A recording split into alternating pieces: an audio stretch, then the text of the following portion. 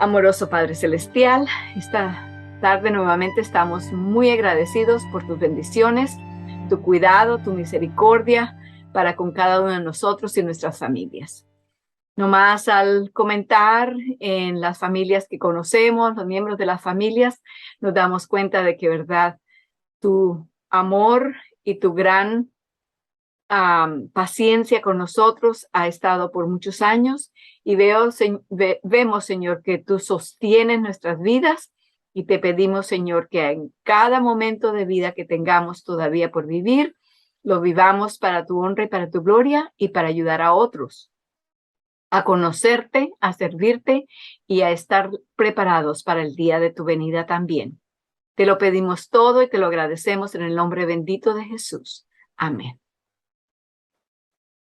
Esta noche vamos a repasar la primera mitad de los versículos de la lista que tenemos, así que comenzamos con Juan 15:5. Estoy seguro que no lo sabemos bien de memoria. Juan 15:5. Yo soy la vid, vosotros los pámpanos. El que permanece en mí y yo en él, este lleva no solamente fruto, sino mucho fruto. No tenemos que preocuparnos por el fruto. Ese viene automática y naturalmente mientras estemos conectados con la vida. Ok, en Juan 5:30, entonces Cristo Jesús habla de sí mismo y dice lo siguiente: no puedo yo de mí mismo hacer nada. Como oigo, juzgo y mi juicio es justo. ¿Por qué? Porque no busco mi voluntad, sino la del Padre que me envió. Así que él estaba en la misma situación que estamos nosotros. Tenía que estar conectado con el Padre para poder hacer algo, o sea, para que el Padre lo hiciera en él. Luego pasamos a Romanos 5:20. Habla de la ley y de la gracia. Dice que la ley entró para que el pecado abundase. Pero cuando el pecado abundó, sobreabundó la gracia. Ya te veo, Cristina, haciendo el ademán de que sí, sobreabundó. Eso es con ambas manos, verdaderamente. Luego entonces pasamos a Filipenses 2:5-8 para encontrar allí este trasplante de mente que Dios quiere hacer. Quiere poner en nosotros la mente de Cristo. Y dice, haya. Esto quiere decir que no existe anteriormente y también que tiene que ser una acción de la voluntad para permitir que haya, ¿verdad? Así que sigamos, haya pues en vosotros este pensar o este sentir, en inglés dice esta mente, que hubo también en Cristo Jesús, el cual, siendo en forma de Dios, no tuvo por usurpación ser igual a Dios. Sin embargo, ¿qué hizo? Se anonadó a sí mismo, tomando forma de siervo, hecho semejante a los hombres. Y hallado en condición como hombre, ¿qué hizo además? Se humilló a sí mismo, hecho obediente hasta la muerte y muerte de cruz. 7 pasos hacia abajo, hasta lo más profundo, para alcanzar a cada uno de nosotros, sacarnos de allá, cambiar nuestra mente. Nuestro pensar tiene que ser como el pensar de Cristo para que tengamos las victorias que Cristo tuvo también, porque Él ya las vivió por nosotros. Vamos a estudiar de eso más esta noche. Luego de esto viene Romanos 6:23, porque la paga, aquí está, porque la paga del pecado es muerte. Es el cheque que tenemos, que viene hacia nosotros, que tiene nuestro nombre, por lo que ya nos ganamos. Trabajamos por eso, ¿verdad? Una paga es cuando uno hace algo, la paga es el salario por lo que hicimos, por el tiempo que pusimos, la energía, etcétera. Entonces, porque la paga del pecado es muerte, mas la dádiva o el regalo, el don de Dios es vida eterna en Cristo Jesús, Señor nuestro. En el mismo momento en que pensamos que debemos pagar o se nos exige que paguemos por un regalo, ese regalo se convierte no en regalo más, sino en una paga. Así que no podemos pagar por el regalo, sino lo vamos a convertir en un salario, y eso no es lo que la vida eterna es. La vida eterna es un don, es un regalo gratis, gratuito de parte de Dios.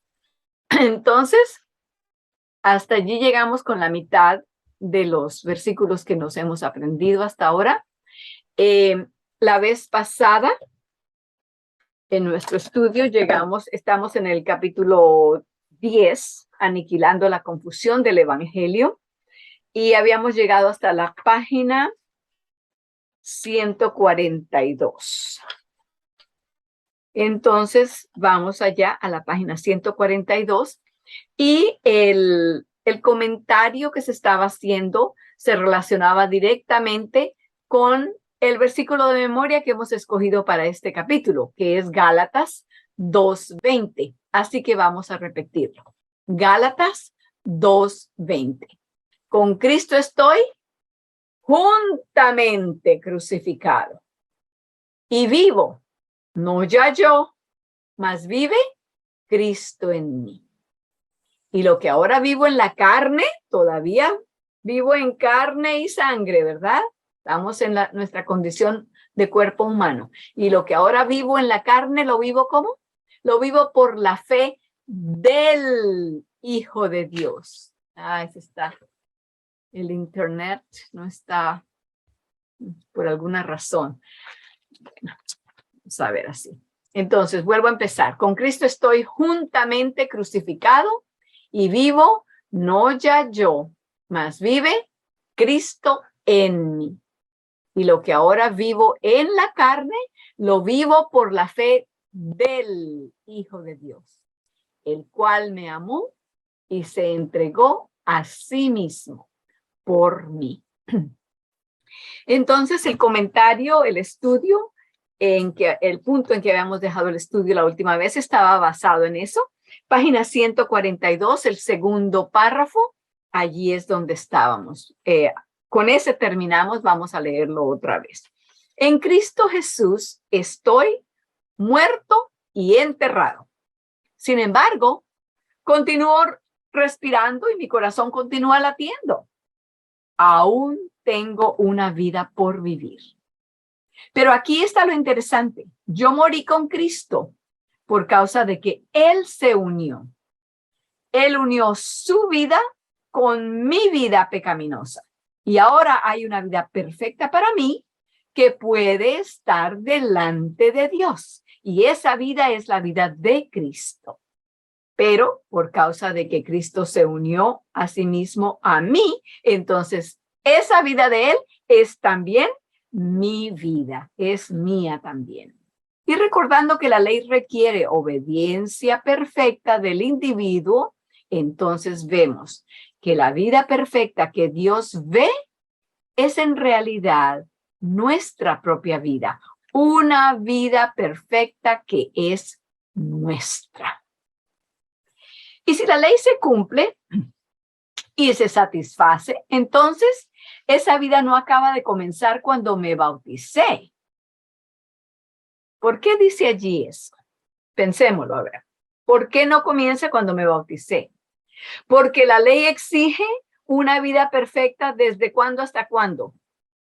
Desde que nacimos hasta que morimos. Toda nuestra existencia completa en una manera perfecta. Así que esa vida que Cristo vivió, que fue la mía, que fue la suya, que fue la de cada uno de nosotros, esa vida es la que Dios ve.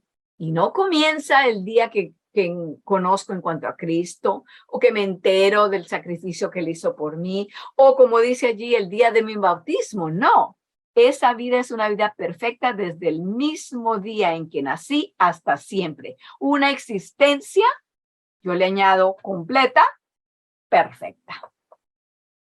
Jesucristo se convirtió en nosotros. Lo que vemos que sucedió en las Escrituras hace 2000 años allá lejos, es actualmente ¿qué? Es tu vida y es mi vida. Entonces vayamos a Hebreos 5, 7 al 9. Está impreso en el capítulo, si lo tienen, si no, abran sus Biblias. En el Nuevo Testamento, Hebreos 5, 7 al 9. Y leamos. El cual, en los días de su carne, ahora vamos aquí a comentar un momento de quién era la carne. Era mi carne, ¿verdad? Porque Él se hizo nosotros. Seguimos entonces leyendo en Hebreos 5, 7 a 9. El cual, en los días de su carne, habiendo ofrecido ruegos y súplicas con gran clamor y lágrimas al que le podía librar de la muerte, fue oído por su temor reverente. Y aunque era hijo, por lo que padeció, aprendió la obediencia. Y habiendo sido hecho perfecto, vino a ser autor de eterna salvación a todos los que le obedecen. ¿Cuál fue su experiencia? Creemos que después del bautismo la vida será más fácil porque ahora Él vive en mí. No, Él tuvo que ofrecer ruegos y súplicas con gran clamor y lágrimas. ¿A quién? Al que lo podía salvar de la muerte. Ahora, ¿no es ese un Salvador que vive mi misma experiencia? Ni siquiera podía salvarse a sí mismo. Tenía que confiar en el Padre para salvarlo. No perdamos de vista lo que estamos leyendo allí porque se va a convertir todavía más profundizado. Leamos ahora en Hebreos 5, 1 a 2. Podemos leer juntos en voz alta porque todos tienen sus micrófonos apagados. Así que Hebreos 5, 1 y 2. Leemos. Porque todo sumo sacerdote tomado de entre los hombres es constituido a favor de los hombres en lo que a Dios se refiere, para que presente también ofrendas y sacrificios por los pecados, que pueda compadecerse de los ignorantes y extraviados, puesto que él también está rodeado de flaqueza. Este es nuestro sumo sacerdote y está rodeado de flaqueza, igual que nosotros. ¿Estamos rodeados de flaqueza nosotros? En el capítulo 4 de Hebreos, versículo 15, dice lo siguiente. Porque no tenemos un sumo sacerdote que no pueda compadecerse de nuestras flaquezas, sino uno que fue tentado en todo, según nuestra semejanza, pero sin pecado. Él es conmovido con los sentimientos de nuestra flaqueza. ¿Y cómo puede ser tocado con los sentimientos de nuestras flaquezas? ¿Cómo puede compadecerse excepto que esté en la misma posición y en la misma experiencia? ¿Y cómo pudo él sentir mis debilidades a menos que él sea como yo soy y esté donde yo estoy? El versículo 16 de Hebreos 4 dice, acerquémonos pues confiadamente al trono de la gracia para alcanzar misericordia y hallar gracia para el oportuno socorro. Notemos esa palabra aquí. Quiero que miremos más de cerca, con más detalle, este versículo que acabamos de leer, el de Hebreos 4:16. Dice, acerquémonos, pues. Me encanta mirar con bastante atención las palabras pequeñas. Ya lo hemos notado antes también. Esas palabras pequeñas por sí mismas no representan mucho, ¿verdad? Lo que son las conjunciones, las interjecciones, las preposiciones, todas esas palabras son cortas, son pequeñas y no tienen mucho sentido por sí solas. Pero mire lo que esto representa aquí. Dice, acerquémonos, pues. Esa palabra, pues, quiere decir que lo que sigue después de ella, lo que vamos a escuchar a continuación, está basado en lo que ya se dijo. Entonces, esa palabra, pues, une el versículo 16 de Hebreos 4 al versículo 15, lo ata completamente con un buen amarre. Porque lo que dice el versículo 16 no tiene base, no puede ocurrir a menos que el versículo 15 tenga base y tenga valor y tenga el precio que debemos ponerle. Así que voy a leer el 15 otra vez. El 15 dice, porque no tenemos un sumo sacerdote que no pueda compadecerse de nuestras flaquezas, sino uno que fue tentado en todo según nuestra semejanza, pero sin pecado. Entonces, en base a que esa es la clase de sumo sacerdote que tenemos, en base a que él sigue siendo nuestro sumo sacerdote, entonces podemos decir, acerquémonos, vengan, entremos, vengamos todos confiadamente. Ahí está otra palabra que también tenemos que ponerle atención, confiadamente. Entramos nosotros confiadamente a la oficina del gobernador de nuestro estado, no a menos que él sea nuestro amigo o nuestro familiar. Pero aunque tengamos una cita a cierta hora para ir y aparecer delante de un gobernador, por ejemplo, no entramos y abrimos la puerta y nos sentamos como querramos y corremos todas las sillas para donde querramos. No, no podemos entrar confiadamente allá, confiadamente hasta cierto punto si tenemos una cita. Pero piensen ustedes en los niños. ¿Recuerdan cuando eran niños ustedes? ¿Han visto a sus hijos, a sus nietos? ¿Cómo entran a su casa? ¿Cómo entran a su cuarto? Los niños no tienen que tocar la puerta para que los padres le digan, ok, pasa ahora sí. No, los niños abren la puerta y entran. Sin decir ni buenos días muchas veces, ¿verdad? Vienen a lo que vienen a decirnos lo que tienen que decirnos, vienen a preguntarnos lo que tienen que preguntarnos o comunicarnos lo que quieren comunicarnos. Así es como Dios, en base a que nuestro sumo sacerdote fue tentado en todo según nuestra semejanza, pero sin pecado, en base a eso podemos abrir la puerta del trono celestial y entrar confiadamente y decir, Señor, necesito ayuda. ¿Por qué? Porque Él nos invita en base a que tenemos un sumo sacerdote que siente nuestras flaquezas, que es conmovido por ellas y que fue tentado en todo según nuestra semejanza, pero sin pecado. Sigamos entonces donde íbamos. En el libro, ¿has pecado? El precio ha sido pagado. Créelo. Pero cuando nos apoderamos de la realidad que Jesús está en lugar nuestro, habrá una realidad mayor. ¿Nos sentimos tentados? Entonces Jesús está orando con fuerte clamor y lágrimas al que puede salvarnos de la muerte. Jesús vivió de esta manera, dice que aprendió a ser obediente, leímos eso, ¿verdad?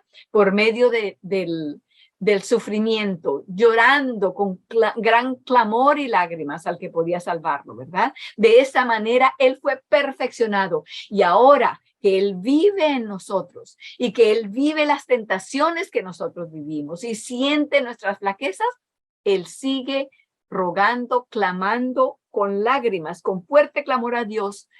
¿Por quién? Por nosotros.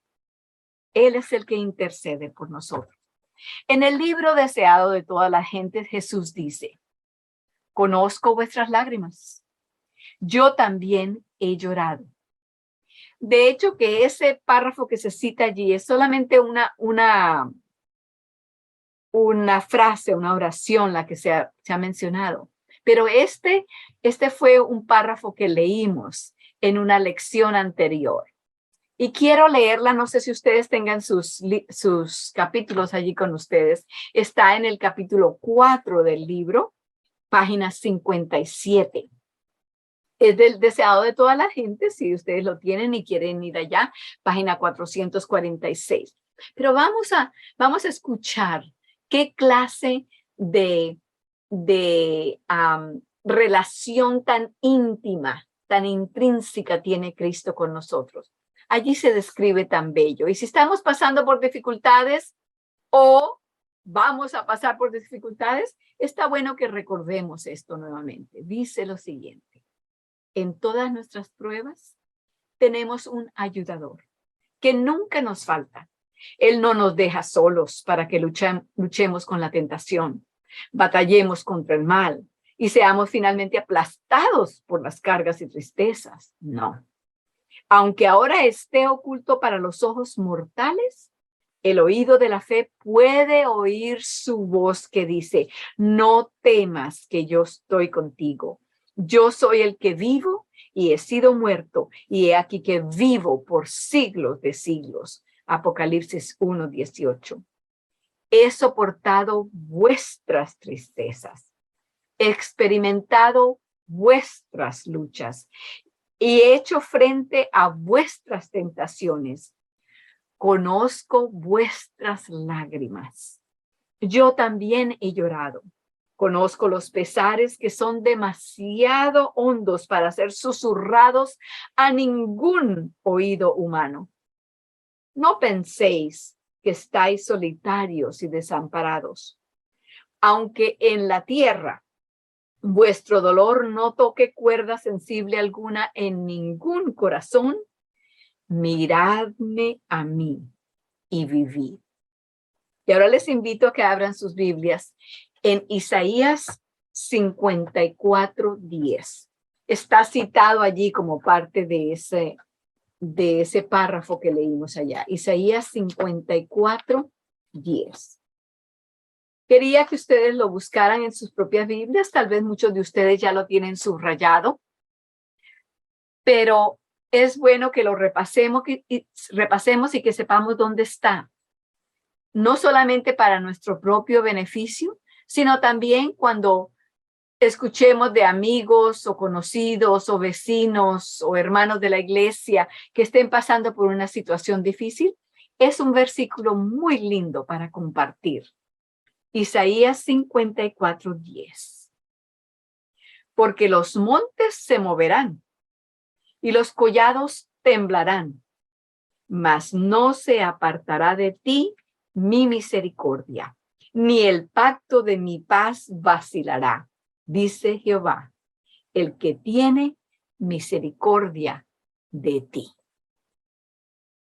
Palabras directamente de los labios de Dios a nuestros oídos, a nuestros corazones. No las olvidemos. Recordemos que están allí y que nunca dejan de ser, porque son tan eternas como el Dios que las pronuncia. Ahora, volviendo a la página 143, donde estábamos antes, seguimos la lectura.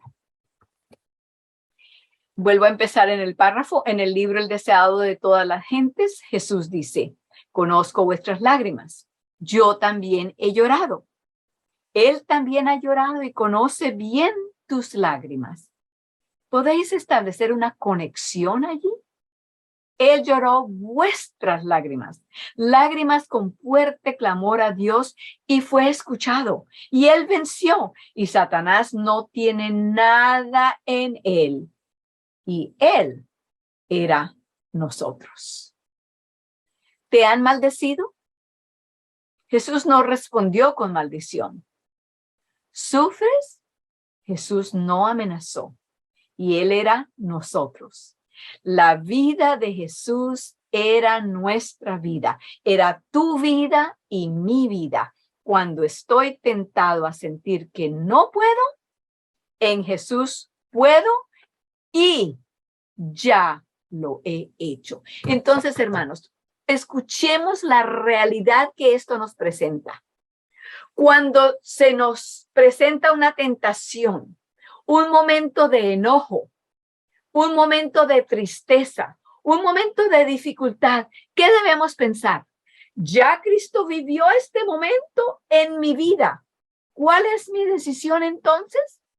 Mi decisión es: ¿Quiero la victoria que Cristo ya vivió para mí? ¿O quiero decirle, no, Señor, déjame pasar por este paso yo solo y tomar el riesgo de que voy a caer en la tentación? ¿Por qué no decidir en ese momento que voy a tomar la victoria que Cristo ya vivió por mí? Ya está hecha. Vayamos a Primera de Pedro 2. Estuvimos allá hace poco, pero quiero que repasemos un poco de lo que habla allí enteramente, completamente. Primera de Pedro está cerca de Apocalipsis. Primera de Pedro, capítulo 2, y vamos a leer del versículo 21 al 25. Primera de Pedro 2, 21 al 25. Y Janet también lo está poniendo en el chat, pero si lo tienen allí, mejor para que lo subrayen. Versículo 21 dice, porque para esto sois llamados, pues que también Cristo padeció por nosotros, dejándonos ejemplo, para que vosotros sigáis sus pisadas. A ver, ¿cuáles son las pisadas que nos dejó? Versículo 22, el cual no hizo pecado, ni fue hallado engaño en su boca. ¿Qué más? Versículo 23, quien cuando le maldecían, no retornaba maldición. Cuando padecía, no amenazaba, sino remitía, o quiere decir que lo enviaba las cosas al que juzga justamente. ¿Qué tan natural para nosotros en nuestra naturaleza pecaminosa es que cuando alguien nos dice algo que nos insulta, lo primero que viene a nuestras mentes es un insulto para contestar al insulto que recibimos? Si no tenemos un insulto o si tenemos el insulto, además también nos encanta agregar una amenaza. Espérate a lo que te va a pasar. Ya verás lo que voy a hacer. Después me las cobraré. Enseguida la amenaza está a flor de labios en nosotros. Y aunque a veces no la decimos, la pensamos y la planeamos. Y empezamos a pensar, si yo pudiera ser así, si yo pudiera ser así. Ay, lo que sí voy a hacer es que voy a hacer esto y lo otro y lo otro. Y comenzamos a maquinar. ¿Fue eso lo que Cristo hizo?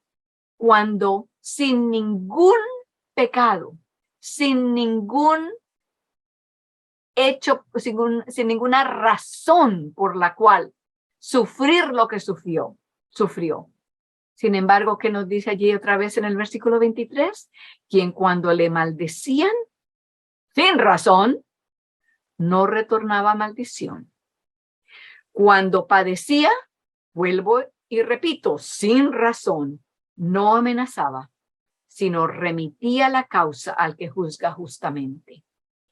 Versículo 24, el cual mismo llevó nuestros pecados en su cuerpo sobre el madero, para que nosotros, siendo muertos a los pecados, vivamos a la justicia, por la herida del cual habéis sido sanados. Versículo 25, porque vosotros erais como ovejas descarriadas, mas ahora habéis vuelto al pastor y obispo de vuestras almas. Que el Señor nos ayude a que esas palabras nos hablen directamente a nosotros, porque estas son situaciones en las cuales nos encontramos en cualquier momento. Pónganse a pensar, hay a veces que uno llama por teléfono al departamento de cuidado o atención al consumidor y se consigue con una persona que no le entiende lo que uno le está diciendo o que tal vez está pasando un mal día y de una vez nos sale con 4 piedras en la mano. Este ejemplo que Cristo nos dejó, nos deja el ejemplo para contestar de una manera como Cristo hubiera contestado, no haciendo amenazas, no haciendo insulto, por respuesta al insulto que recibimos, sino simplemente repasando en nuestras mentes cómo es Jesús y decidiendo que vamos a mostrar un cuadro de Cristo en vez de mostrar un cuadro de nuestro propio corazón, de la naturaleza que fácilmente nos lleva a eso. Seguimos entonces ahora donde estábamos en la página 143. ¿Creerás esto? Cuando veas el pecado de tu vida, ¿creerás que hay una vida perfecta preparada para ti? A partir de este día en adelante, puedes entrar directamente en esa vida y vivirla. Tú puedes. Pero la santificación implica en gran manera un proceso de aprender a creer eso. Y creer eso significa permitir que sea tu vida. Dios no nos puede forzar, no nos puede obligar. Cuando te provocan, sientes que tu sangre empieza a hervir y tu carne quiere levantarse y arremeter en represalia. Cuando sientas eso, suplica a Dios que el Espíritu Santo tome las cosas de Jesús y te las muestre. Para que te muestre a Jesús de pie ante Caifás y el Sanedrín, ante Pilato y Herodes. El deseado de todas las gentes, página 656 dice: nunca fue tratado un criminal en forma tan inhumana como lo fue el Hijo de Dios. Y él no era un criminal, ¿verdad? Tal vez alguna vez hemos oído historias de lo que han sufrido los prisioneros de guerra o lo que los criminales condenados han soportado en prisión. Nunca alguien fue tratado tan inhumanamente como Jesús. Sufrió terribles abusos de las manos de hombres poseídos por demonios. Y cuando fue maldecido, no maldijo. Angustiado él y afligido, no abrió su boca. Como cordero, fue llevado al matadero. Y como oveja, delante de sus trasquiladores, enmudeció y no abrió su boca. Y él era nosotros. Así que ya tenemos esa victoria. No vayamos a donde el enemigo a pedirle que nos dé la ruina y la derrota, cuando que ya Cristo tiene la victoria para nuestra vida. Página 144. ¿Eres tentado hasta llegar a enojarte? Permite que tu mente contemple a Jesús y cuando veas a Jesús firmemente de pie, dócilmente soportándolo todo, cree que lo hizo como tú. Lo que ves en su vida es una manifestación de lo que Él ya ha hecho por ti en tu vida. Tómalo, si así lo deseas, como una profecía de tu propia vida y que al seguir conociendo más a tu Señor, tú permanecerás sin ser movido. Independientemente de lo que leemos de Jesucristo en su palabra, lo que vemos de hace 2000 años es la vida de aquel que se convirtió en nosotros. Necesitamos ver esa vida como nuestra propia vida. Necesitamos que el Espíritu Santo tome de Jesús y nos lo muestre. Nuevamente del libro El deseado de todas las gentes, página 745 dice: el impartimiento del Espíritu, y está con E mayúscula, así que es el Espíritu Santo, ¿verdad? El impartimiento del Espíritu es el impartimiento de la vida Cristo. Pensamos a veces que cuando se nos imparta el Espíritu Santo, entonces vamos a poder hacer esto y hacer lo otro y vamos a tener una energía supernatural que nos va a permitir hacer esto y lo otro. ¿Qué es el impartimiento del Espíritu? No esperemos que caiga algo y que tengamos, como se describe en Hechos, que tenían como lenguas de fuego. No, es mucho más práctico que eso. El impartimiento del Espíritu es el impartimiento de la vida de Cristo. Somos tan propensos a leer la palabra vida como las fuerzas de la vida, como la corriente eléctrica, y no la realidad viva y práctica. Mas el Espíritu Santo nos imparte la vida viva y práctica de Jesucristo. ¿Queremos el derramamiento de la lluvia tardía? ¿No es así? Entonces queremos poseer su vida.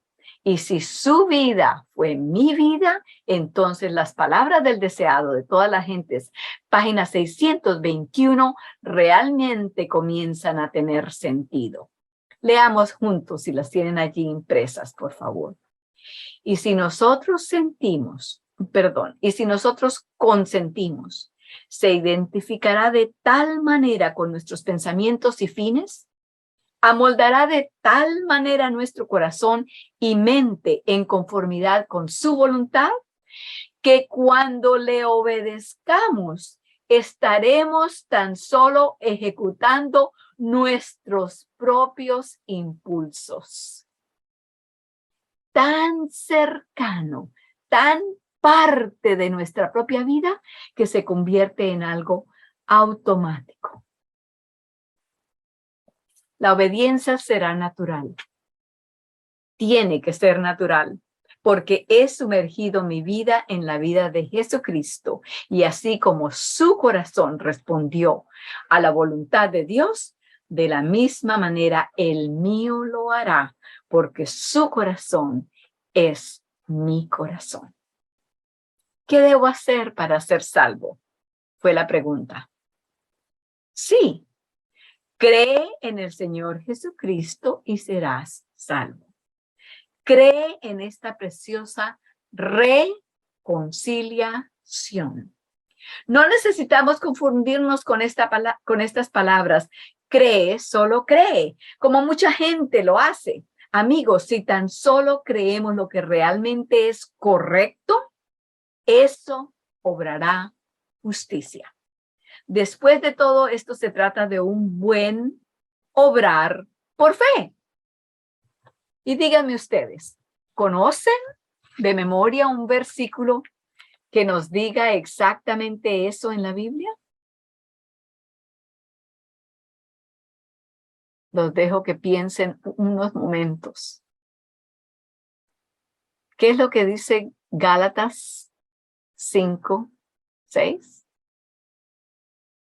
Dice, porque en Cristo Jesús ni la circuncisión vale de algo, ni la incircuncisión, ¿sino qué? Sino la fe que obra por el amor. Exactamente lo que estamos leyendo aquí. Cree que la vida de Cristo que Cristo vivió fue tu vida. Solo cuando creamos eso, podremos entender aquel testimonio que se dio en Minneapolis en 1888. Es un regalo y Cristo puede venir tan pronto como Él quiera. Estaremos listos si tan solo le permitimos que Él viva su vida dentro de nosotros. Debemos permitir que su vida sea nuestra vida.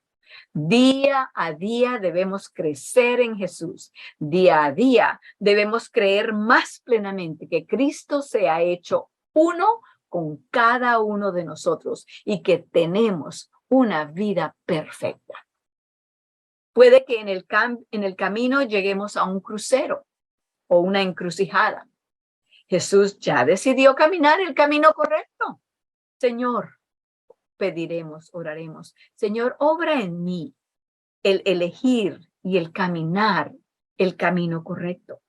Dame, oh Señor, esa vida perfecta que Jesús ha vivido en y por mí.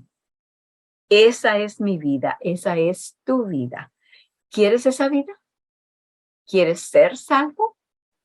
Las palabras de John Bunyan en el libro The Work of Jesus Christ as an Advocate, la obra de Jesucristo como defensor, dice: el que se compromete a creer se enfrenta a la tarea más difícil que jamás se le haya propuesto al hombre.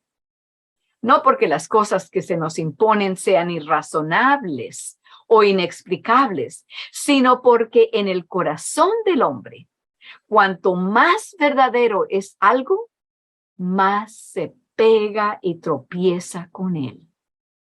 Y Cristo dice, porque os digo la verdad, no me creéis. Juan 8:45. Por lo tanto, creer se llama labor. Hebreos 4:11 en la Nueva Versión Internacional dice, esforcémonos o trabajemos, ¿verdad? Pues para entrar en ese reposo. Para descansar tenemos que obrar. ¿Cómo obramos? Dejando de hacer lo que nosotros queremos, cesando nuestras obras para hacer las obras de Dios, para que Dios haga las obras de Él en nosotros.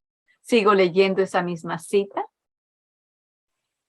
Y es el trabajo más arduo que cualquier hombre pueda emprender con su mano, porque es asaltado con las mayores oposiciones.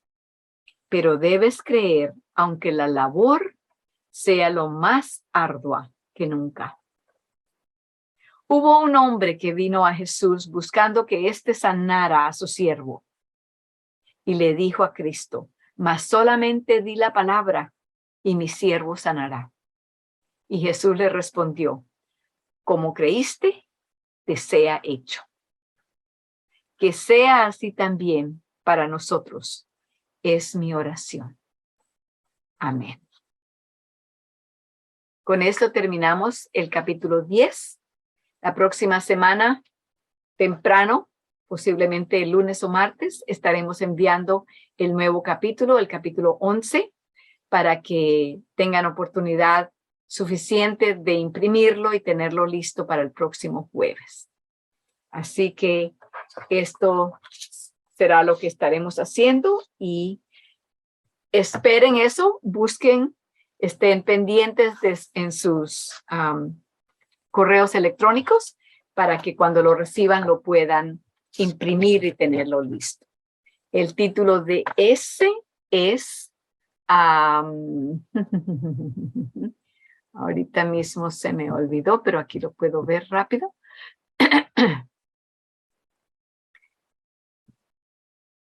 Palpando en busca de Dios. Ese será el próximo. Palpando en busca de Dios. Entonces les pido que por favor nos pongamos de rodillas para terminar nuestro estudio de esta noche.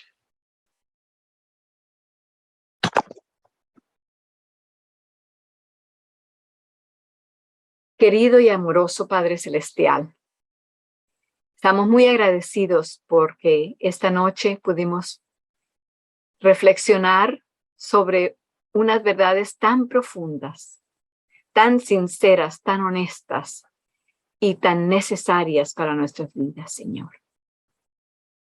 Pedimos que nos ayudes no solamente a creer, sino que nos ayudes también con nuestra incredulidad.